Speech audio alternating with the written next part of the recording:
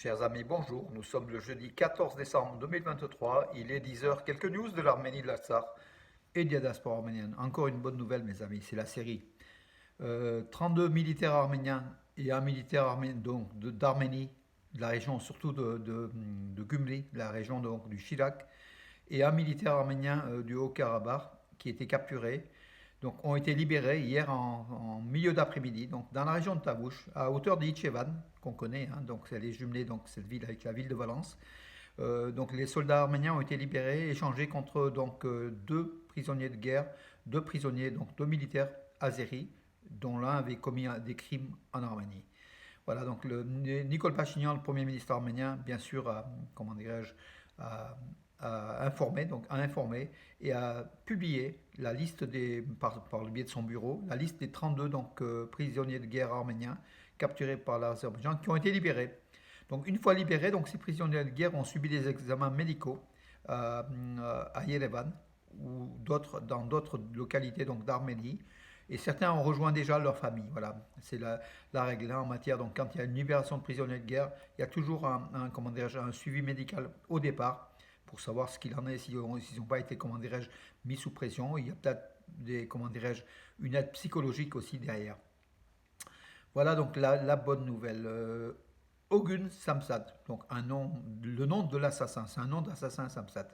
Celui qui a assassiné donc le jeune nationaliste turc poussé par des groupes dont on connaît un petit peu, qui vont juste dans l'état profond donc, de la Turquie, hein, voilà, qui ont commandité l'assassinat de Hrant Dink, le journaliste arménien, rédacteur d'Agos, Sion, donc à Istanbul, donc à quelques mètres de la rédaction.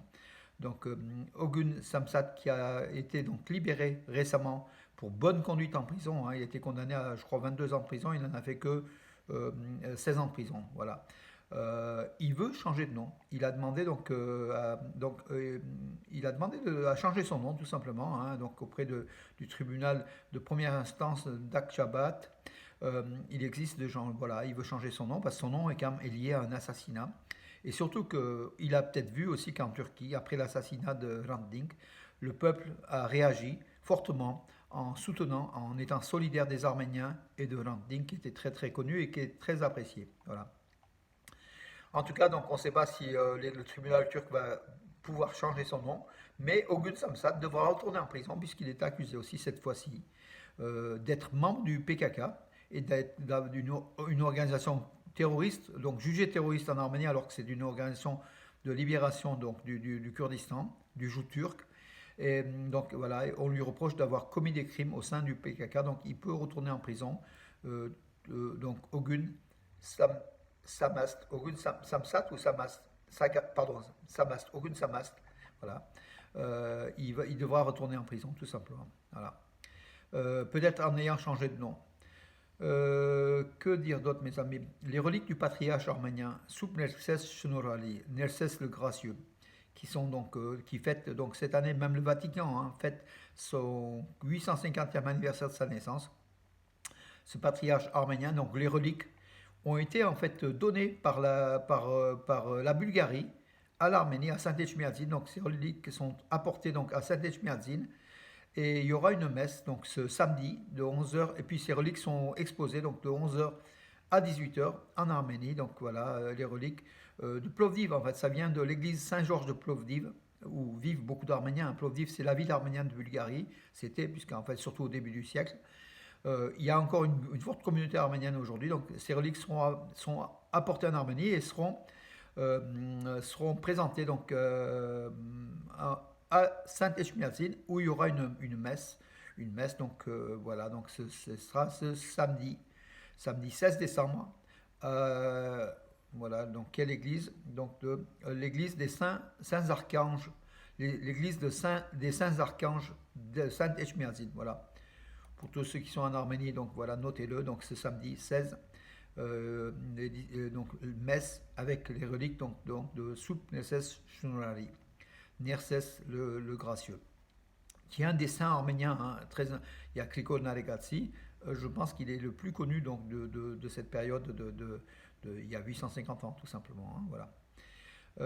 Disparition de Papken Alaskan. Papken Alaskan était membre du comité Karabakh, hein, il faisait partie donc de l'élite, hein, de l'Arménie lors du mouvement Karabakh. Il était aussi donc président du Parlement arménien. Il était mathématicien, c'était un professeur d'université. Voilà, il vient de disparaître à Yerevan à l'âge de 79 ans. Il était né en 1944 à Yerevan. Voilà. Il était l'un des membres fondateurs du mouvement national arménien, celui qui a placé le premier président de l'Arménie, donc Levon Ter-Petrosyan. Voilà, donc mes amis.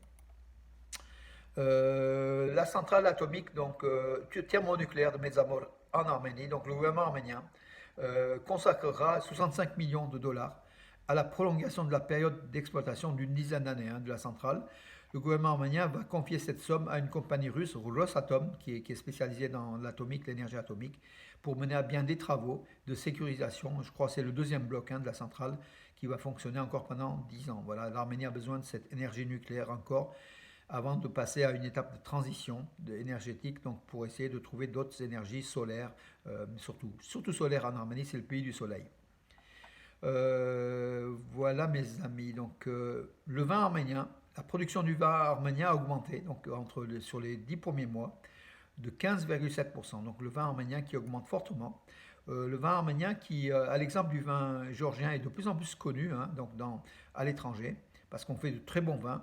Ce qu'on ne faisait pas au début à l'indépendance, c'était que du cognac, hein, du brandy arménien. Aujourd'hui, l'Arménie est aussi le pays du vin. Par contre, le brandy, donc la production de brandy a baissé quand même, a baissé de 20% donc, sur les 10 premiers mois, et celle de la vodka de 42%, donc une forte baisse, donc, qui allait dire, surtout sur les marchés russes, hein, voilà.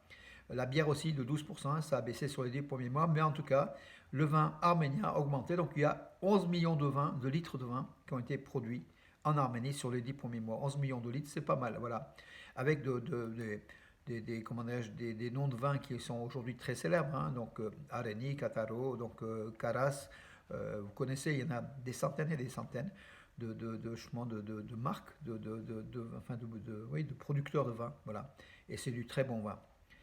L'haltérophile, donc, qui est devenu déjà championne d'Europe, Ripsime Khurshudyan, qui avait arrêté et qui est revenu donc en haltérophilie depuis un peu plus d'un an.